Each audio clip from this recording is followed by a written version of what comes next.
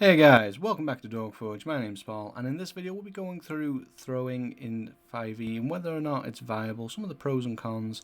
This will actually be the first video in a series, the next one being some general things you need to consider when creating a build like this. Essentially a flowchart of questions you can ask yourself, and then we'll go through a couple of different throwing builds based off those principles. So let's get on into it, and first of all with the benefits of throwing. And first of all, we have that it supports strength or dex. Now, some people think incorrectly that because you're throwing it and making a ranged attack, that you are using your dex automatically. No, you use your strength automatically, but if it's a finesse weapon, then you can use your strength or dex. This is a big strength for a lot of different classes, particularly those that like to build on strength primarily, and so have a bit of a weak game in terms of range. It allows for seamless switch hitting. Switch hitting in game terms is merely just going from melee to range. And when you have a throwing build, it's pretty seamless. The vast majority of them are able to use the weapons that they choose to throw in melee as well. Or they might not even have that kind of setup in mind. They might have weapons that they dedicate to throwing. So if they're a barbarian, that might be javelins or hand axes, and then they might have a dedicated weapon for melee instead. Being able to switch hit is very valuable and is great for people that want to skirmish, or people that might want to keep a little bit of range from the enemies, but also want to be prepared for the inevitable circumstance of getting closed on. Now, compensates for strength melee. Yes, this is something I just touched on.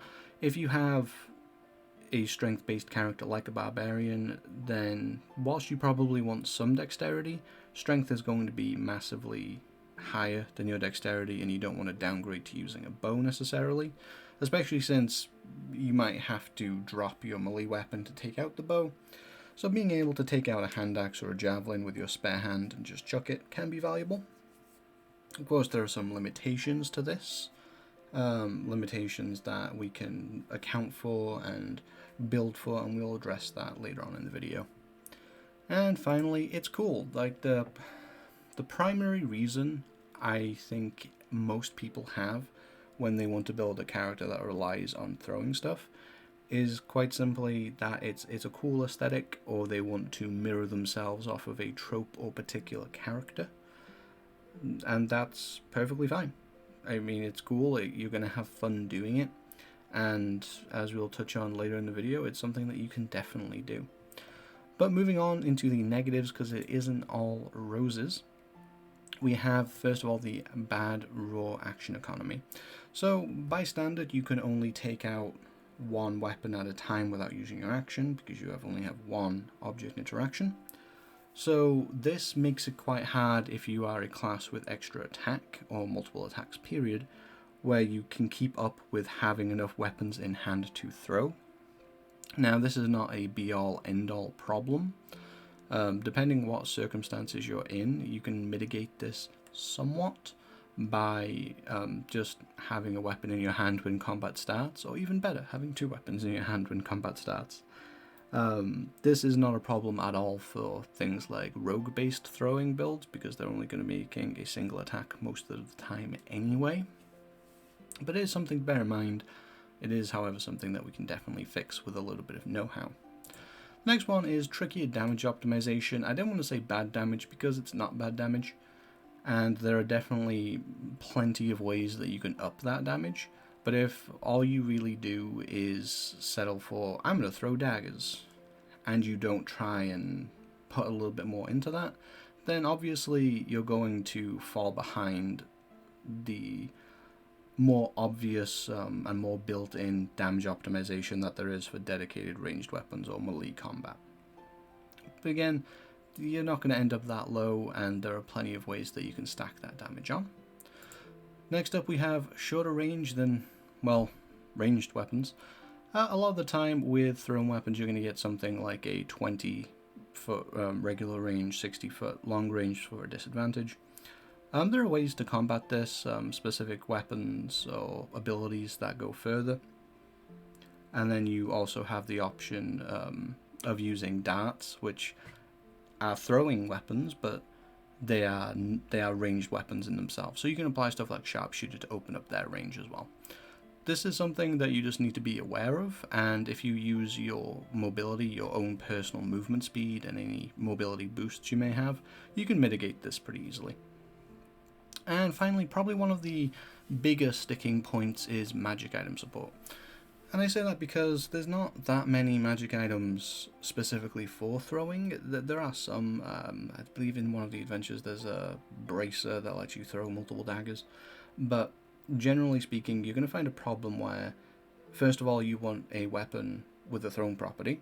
That is already going to be cutting down your potential weapons found. Now, of course, daggers are not that uncommon to find, and there's a decent amount of weapons with the thrown tag on them, so I wouldn't be too worried about that, and DMs can obviously tailor magic items to players.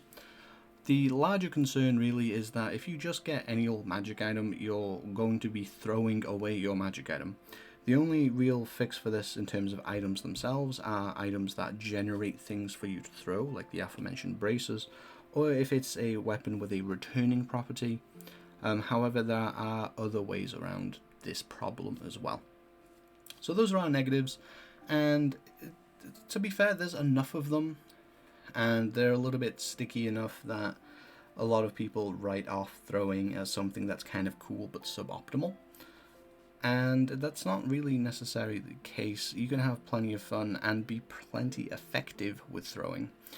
And this has been the case since the PHB came out.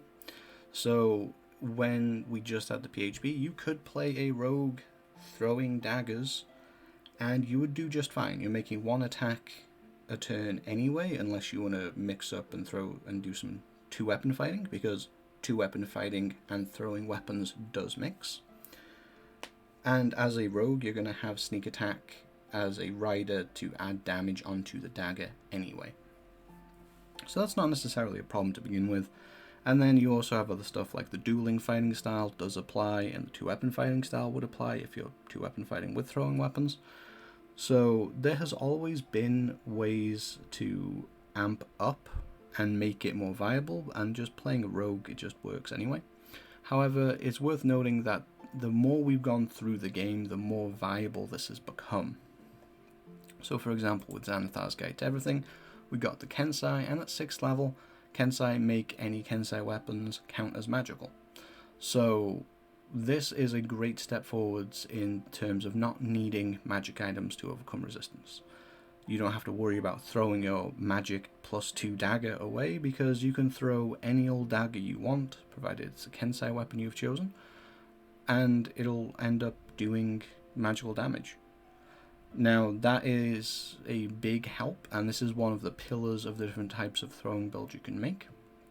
We also have the returning weapon infusion that we first saw in Eberron Rising from the Last War and republished in Tasha's Cauldron of Everything for the Artificer. This is, again, one of the pillars that you can build a throwing character around. You make a weapon +1, very nice already, and it returns to you instantly.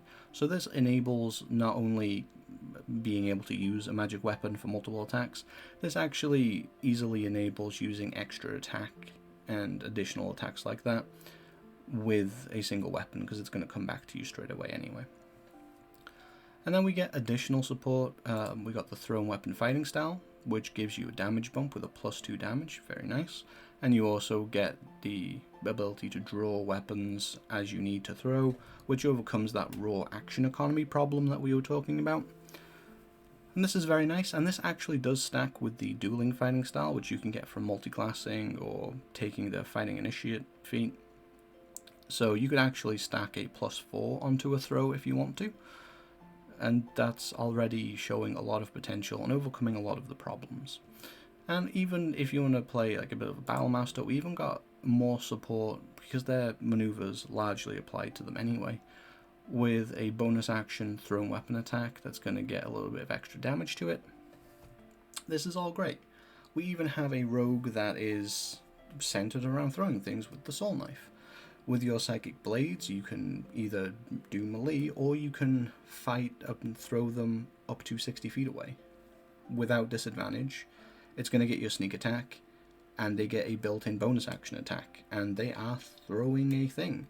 The fact that it's an energy weapon instead of actual physical stuff might be a sticking point for some people, but if you wanted to play a character like Gambit who throws energized things anyway, it's an excellent option, and it's a very self-contained solution for throwing.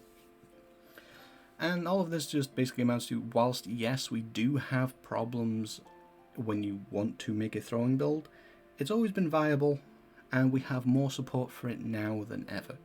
So if you're ever considered a throwing build, but you've been a little put off because it seems a little daunting to make work, or you don't think it'll be good enough, don't worry, it's much better than you probably thought it was. And as the series progresses, we'll show you how to do it and give you some example builds. But hey, that's just what I think. What do you think about throwing? Have I missed any negatives or positives? I know I didn't mention every single thing in the viability section for making it better, so, you know, if I didn't list something specifically in the video right now, you know, feel free to throw it down in the comment section down below. And whilst you're down there, if you made it to this far into the end of the video, please hit that like and subscribe button, it massively helps. Until next time, I've been Paul, and I will see you at the Forge.